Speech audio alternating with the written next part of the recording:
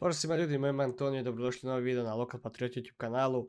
Imamo neke nove vijesti, neke nove informacije iz našeg kluba, pa idemo to prokomentirati, analizirati, vidjeti šta nam se to uzbudljivo događa na Opus Areni. Za početak, naravno svi ste vjerujem pogledali već pres konferenciju koja je i službeno najavljen trener kojeg sam ranije spominjao da će preuzeti klupu. Federico Bessone, znači preuzima klupu, trenutno je potpisan jednogodišnji ugovor s njim, isto tako s njim su došla i njegova dva pomoćnika, njegov prvi pomoćni trener te kondicijski trener, a što se tiče ostatka stožera, tu su nam ostali Jugović, Šušnjara i Vučko, tako da Šušnjara kao trener vrtara, Vučko kao još jedan kondicijski trener i Jugović kao drugi pomoćnik Što se tiče još jedne izmjene u cijelom tom sastavu, tu smo dobili i Gabriela Gotovca, koji je došao kao dodatni analitičar, s obzirom da se klub usmjerava, odnosno želi ići u tom smjeru analize, obrade podataka i svega ovoga što je prisutno u modernom nogometu. On se pridruži Andri koji je došao sa odlaskom Sopića, odnosno kad je Josip Paušić otišao, on nije htio ostati u klubu bez Sopića, tako da je Adrian iz škole nogometa koji je tamo radio analizi prešao u prvu momčad i nastavit će tu suradnju i dalje. Tako da, to je što se tiče trenera i prve momčadi, što nam se dogodilo. Pripreme su započele, pripreme kao što sam i ranije rekao, su u potpunosti na Opus Areni, nema putovanja, odnosno kasnije ću reći koje ćemo to jedno putovanje imati. Što se tiče nekakvih prinova, pojačanja i dovođenja igrača, pa ajmo krenuti zapravo od toga. Došao nam je Senad Mustafić, on nam dolazi iz Sturm Gradca, odnosno iz njihove druge momčadi. Dečko ima 20 godina, standardi je U21 reprezentativac Bosne i Hercegovine.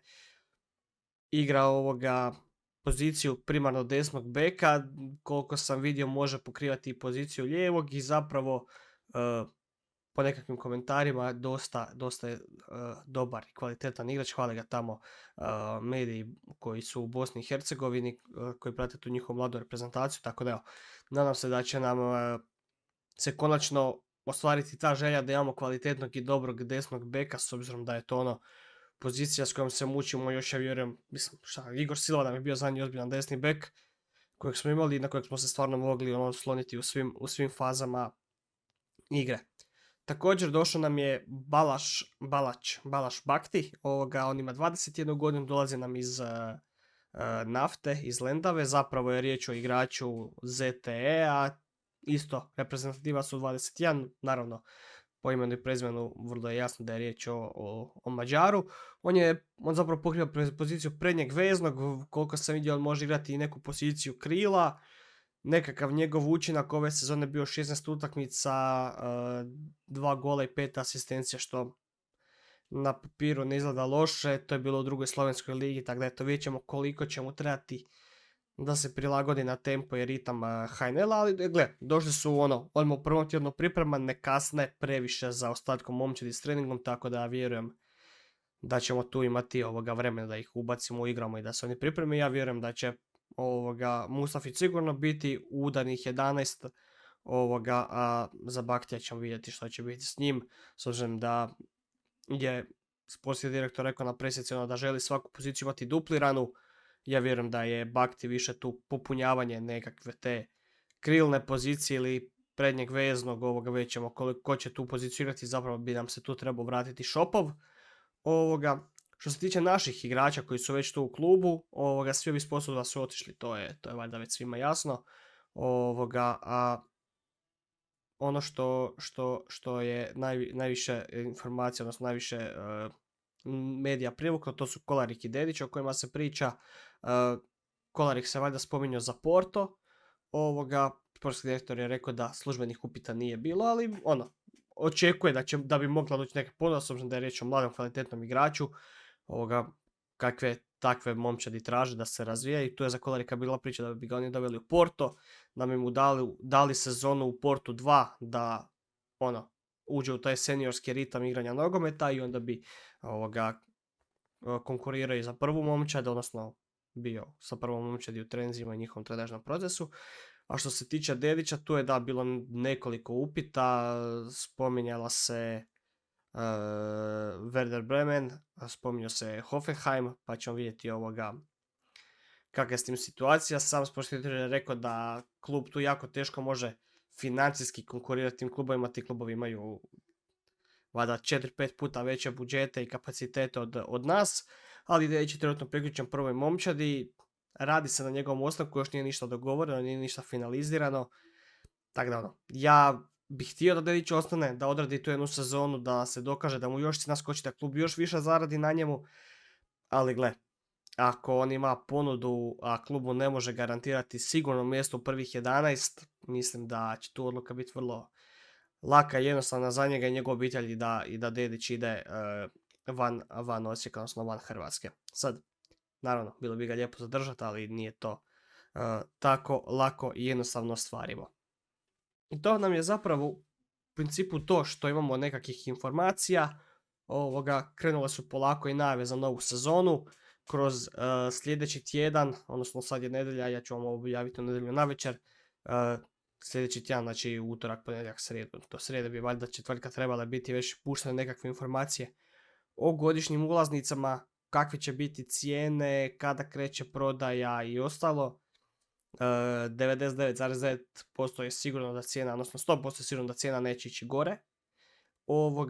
Sad, hoće li cijena biti nešto niža, hoće li se opet pogodovati ljudima koji su išli na jako velik broj utakmica, odnosno koji su opet imali 50-70% određenih domaćih utakmica, tu informaciju nemam, ali da bi trebali biti zadovoljni sa cijenama, trebali bi, pa evo, nadam se da neće pretjerivati, da će čak cijena biti, pa spustiti 10-20 eura od prošle godine, ja mislim da je to realno i ostvarivo s obzirom da ili nagradi, daj popust neki za ove najvjernije za nas koji smo, koji smo trpjeli, što smo trpjeli zadnje 2 godine, tako da mislim da bi to bilo onako jako lijepo od kluba. Hoće li se dogoditi, ne znam, bit će vjerojatno podcast na tu temu kad se te cijene objave, pa ćemo vidjeti jesam li zadovoljan, jeste li vi zadovoljni i kako to već ide. Također, danas je izašla informacija s kim ćemo igrati sve prijateljske utakmice. Prva prijateljska nam dolazi zapravo već sljedeći tjedan, 4.7. igramo protiv Paksija, ono što sam već spominjao, i to će se odigrati od 19 sati na Opus Areni. Utakmica će biti zatvorena za javnost, neće biti publike, vjerovatno ni novinara. Što se tiče nekakvog našeg gledanja ekipe, 18.7. u dvoboju sa Hondevom iz Budimpešte, to je valjda njihov drugoligaš, oni će nam doći u goste, također u 19 sati, kako trenutno stoji po rasporedu, vjerujem da tu još postoji mogućnost nekakve izmjene. Biće otvoreno za jedan, tako da ćemo moći pogledati tu utakmicu. 18.7. baš ću se vidjeti kad pada taj datum, to vam je subota. To mi je tamo predgodišnji, taman ću moći pred put, zapravo. Pa da, moći se pogledati utakmica. Tako da evo. Biće to prilika da se pogleda, bit će zanimljivo i ako nam se otvore vrata Opus Arene 22.7. tad dolazi Cibalija na prijateljsku utakmicu, to će biti onako dosta zanimljivo igrati ponovno protiv Cibalije nakon koliko? 7-8 godina sigurno. Kad su oni ispali iz HNL? 2017-2018. Tako da ima skoro 10 godina od zadnjeg dvoboja sa Cibalijom, bit će to zanimljivo. To još nije potvrđeno hoće li biti otvoreno ili zatvoreno, zato sam rekao bilo bi lijepo da nam se otvore vrata Opus Arene, a generalku igramo u Ljubljani, nisam siguran, piše u okolici Ljubljane, tako da nećemo igrati na onom njihovom lijepom stadionu, nego će se igrati neke sa strane, točnu lokaciju mislim da nisu napisali, i to igramo protiv turskog Rizespora. To je po meni ok, ekipa za odigrati tu završnu utakmicu, jer je riječ o ekipi koja je prošle sezone završila 7. ili 8. u njihovom prvenstvu. I respektabilna ekipa, znamo svi kakvi su Turci, uvijek tvrdi, nezgodni. Igrali smo i protiv one Adane koja je tad ono, godinu, dvije stvarno bila dobra momčad u njihovom prvenstvu, sad mislim da su se oni totalno raspali, da su na kraju ispali drugu, treću ligu, da nije, da je ono, brzo to prošlo, ali znamo svi kakvi su Turci, da su zeznuti, da je teško igrati protiv njih, tako da to je ono po meni dobra generalka gdje ćemo vidjeti kako mi stojimo. Dotad se nadam da će se i realizirati još neki transferi, da ćemo još nekog igrača, neko pojačanje, neku prinovu dovesti. Ono što se tu zapravo najviše spominjalo, to je Dolček, koji je prošle godine imao jako dobar početak sezone pa je pao u formi. On je isto također krilni napadač, 26 godina, znači ako ga se dovede, na njemu se još stignu nešto i zaraditi, znači da mu se malo, ajmo reći, oživi karijera. Ponovno kroz HNL, kao što to dosta naših igrača koji mladi odu iz HNL pa se kasnije vraćaju, ponovno se traže. Tako da ono, Dolček mi zvuči kao jedno zanimljivo ime, a drugih imena nešto se nije pretjerano spominjalo, ono, čak su se ova dva igrača dosta vješto skrivala, znamo svi kako to inače brzo isplivao i ta neka imena, a ovdje je stvarno ono, čuvalo se do zadnjeg trena, tek je nekakvih dan, dva prije nego što su došli, možda se tek pročilo ono, kod prilike odakle šta dolazi. Tako da evo, vidjet ćemo kakva je situacija. Hoće li biti još kakvih iznenađenja po pitanju transfera, hoće li se javiti nešto u zadnji tren ili ćemo nešto uspjeti ranije čuti i iskopati malo po medijima. Također, ono što, da se još malo vratim na pres konferenciju, imam tu nekakve bilješke pa da ne preskočimo, pitalo se i sportskog direktora na temu Radotića, na to se ne pretjerano vraćaju jer to je tema iz koje ništa pozitivno se neće moći izvući. Svaka strana ima svoju priču, mi navijači naravno nezadovoljni načinom na koji se to odvilo, način na koji se to komuniciralo, tako da ne želim nekakvu dodatnu negativu sad pumpati i vraćati se na to, ajmo dalje. Nažalost, taka je situacija kakva je i svako svojim putem i to je to.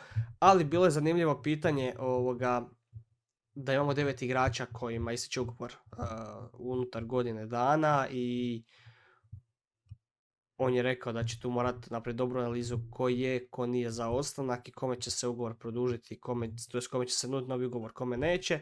Između ostalog da se mora raditi na tome da se takve stvari ne događaju, što je po meni čovjek apsolutno pravo jer to su situacije koje ne želiš. I ja se nadam da će se tu što prije krenuti, odnosno prvo da se odredi na sve rok pa ćemo onda gledati na produženje ugovora, tu još ima nešto vremena, tamo ćeš i vidjeti dok prelazni rok završi unutar mjesec, 2, 3, kroz pripreme i sa trenerom u razgovoru vidjet ćeš ko ti je, ko ti nije, na kome možeš zaraditi, na kome ne možeš i kakve situacije. Ali naravno nije ti krasno i bajno kad igrači odlaze za besplatno, što se nama u zadnje vrijeme često događa, da mi utrošimo neke novce u igrača, nebitno kolike, barem na plaće se dao da ti te igrač ode besplatno, a budemo moralni na terenu ti nije ništa puno pokazano i dao. Svi znamo najbolji primjer, Kemal Ademi, čovjek koji je okretao 300.000 eura godišnje, a na terenu je dao apsolutno 0. Tako ono, to nam je što nam je. I to je u principu to, evo, nemam šta stvarno puno za priču, to će biti jedan kraći video, jer eto, nema nešto puno informacija, kažem, godišnji ulaznik za sljedeći tjedan, ja vjerujem da će biti možda uskoro i službeno predstavljanje dresova, to je nešto što me veseli da vidim, jer prošle godine je dizajn odličan, ovaj treći dres mi je apsolutno bomba, volim ga nositi ako sam se malo zdebljao pa mi je uzak ali dobro, to nije do dresa, to je do mene.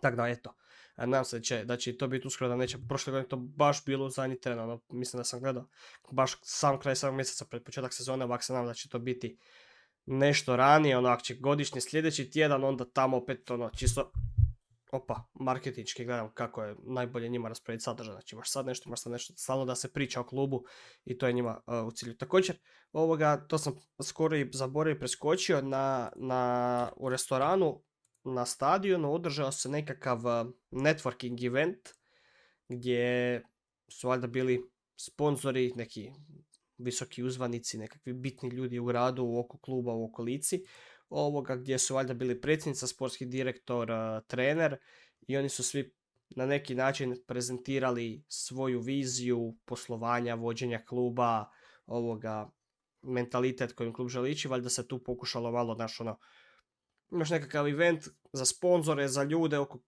oko kluba, ljude iz grada, gdje prezentiraš nekakav svoj plan, strategiju, program, nekakvo bondanje, između oslog networking, znači širenje poznanstava, veza i ostalog, gdje ja vjerujem da se i pokušao možda pozvati i pronaći neki novi sponzor, neki novi svježi kapital, unos priljev novca u klub, tako da je li to nešto što je nama navijačima pretjerano interesantno? Ne, jer 99% nas ne ide na takve stvari, niti dobar broj ljudi to zanima.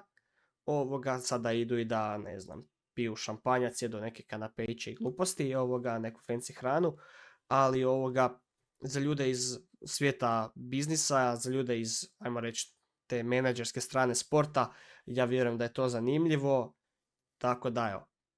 Lijepo je vidjeti da klub razmišlja i da radi u tom smjeru, iako kažem, većini navijača to nije zanimljivo, ali evo, kako su oni to nazvali, NK Osijek Business and Sports Networking Event,